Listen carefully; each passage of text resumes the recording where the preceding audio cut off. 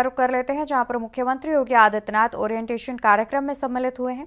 बता दें कि सेवानिवृत्त वरिष्ठ अधिकारियों का ओरिएंटेशन कार्यक्रम है। नौकरी यहीं मिलेगी। और जो हमारा ये कामकाजी वर्ग है, देखिए अभी मैं इकोनॉमिक टाइम्स की एक रिपोर्ट पढ़ रहा था, इसी महीने की है।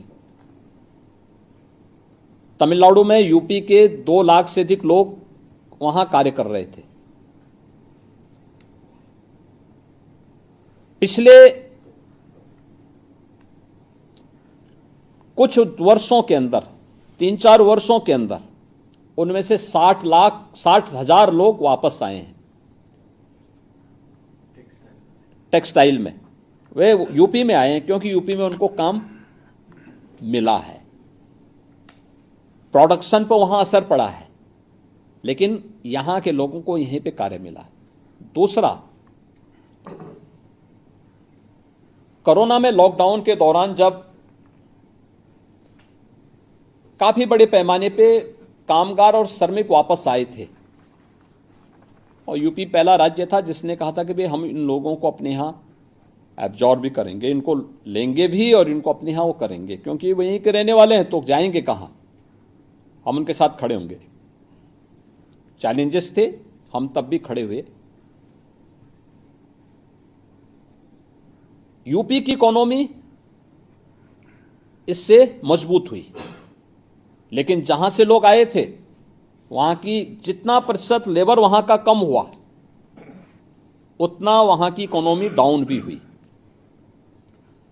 वह केवल एक लेबर नहीं है या केवल एक व्यक्ति नहीं है जो काम कर रहा है, बल्कि वहां की इकोनॉमी को स्ट्रेंथन करने में उसका बहुत बड़ा रोल है।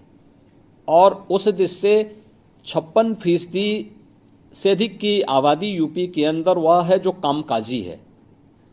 इसके मन में एक विश्वास पैदा होना। देखिए, सबसे पहली बात है कि उसके मन में एक विश्वास पैदा करना है कि भाई देखो, ये नौकरी आएगी, आप इसके लिए अपने आप को तैयार करो। संस्थाओं को कि भाई कैरियर काउंसलिंग के अपने कार्यक्रम को थोड़ा आगे बढ़ाइए। अभी देखो इजराइल की बात, इजराइल में हमारे यहाँ से 5,000 से अधिक लोग जा रहे हैं। कहने के लिए तो लोग कहेंगे साहब इजराइल क्यों भेज रहे हैं या वार जोन में क्यों भेज रहे हैं। मुझे एक बात बताओ, जो व्यक्ति यहाँ पे कितनी भी मेहनत करेगा, 15 से 20 हज़ार रुपये महीना कमाएगा, वही वहाँ जाएगा 1.5 लाख रुपये महीना वह व्यक्ति कमा के अपने घर भी भेजेगा तो मार्केट पे भी इसके यहीं के मार्केट में उसका असर पड़ेगा ना, यहीं के लोगों को नए रोजगार जनरेट करने में उसका योगदान देगा। और ऐसा नहीं कि एक दिन में हो गया हो। मैंने ऐसे अचानक विभाग से कहा, मैंने कभी ये बताओ, वहां पे इजराइल और फिलिस्तीन के बीच में जो युद्ध चल रहा है, या रूस और यूक्रेन के बीच में युद्ध चल रहा है, आप भी तो देखो कि आप कहां पे हैं। आप उनकी सेना में भर्ती नहीं हो सकते, आपको उसमें भर्ती भी नहीं होना है, लेकिन वहां पे जो तोड़फोड़ हो रही है,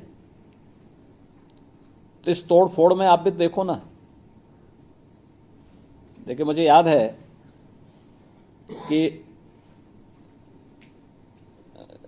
कोरोना कालखंड में ही हम लोग एक बैठक ले रहे थे, तो कुछ लोगों ने कहा साहब जो है मनरेगा में काम अब रह ही नहीं गया है क्योंकि सारे कार्य तो हो चुके हैं। तो एक अधिकारी ने कहा साहब जो तालाब खोदे गए थे अब उसको पाटा जाए एक बार थोड़ा। तो हमने कहा उससे क्या होगा, कहा साहब रोजगार तो सृजित होंगे। तो अगर 2 देशों के बीच में युद्ध हो रहा है तो आप तो निर्माण कार्य के लिए जा ही सकते हैं।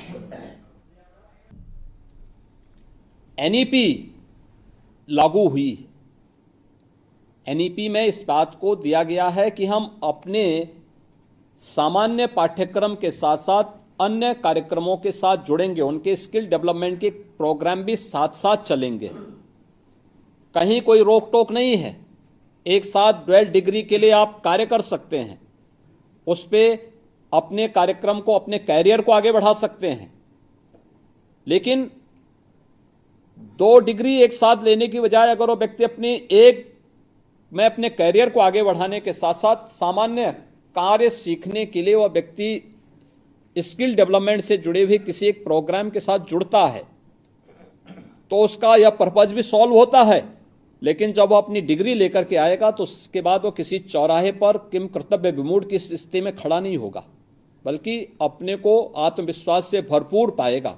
और हमें उसको उसी आत्मविश्वास से भरपूर तैयार करने के लिए ही उनके पास जाकर के कहना है कि भाई देखो, जॉब की कमी नहीं, सरकारी नौकरी भी निकल रही है, निजी क्षेत्र में भी नौकरी निकल रही है, आपको अपने आप को तैयार करना है।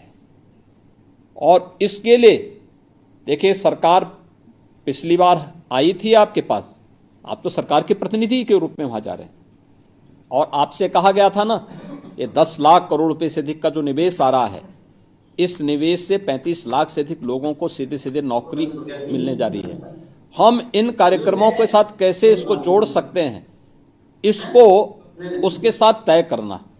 ये चीजें अगर हम कर पाएंगे, बहुत बड़ा कार्य इसके माध्यम से हो सकता है। और मेरा आपसे ही अनुरोध होगा कि ये चीजें देखना। तो सब पॉलिसी जो आपने देखा, अलग अलग प्रकार की पॉलिसी के जो आपके पास जो एक पैकेट दिया गया है, जिसमें बहुत सारी चीजें होंगी, सरकार की योजनाओं के बारे में होगी, किस किस सेक्टर में ये निवेश आ रहा है इसके बारे में होगा।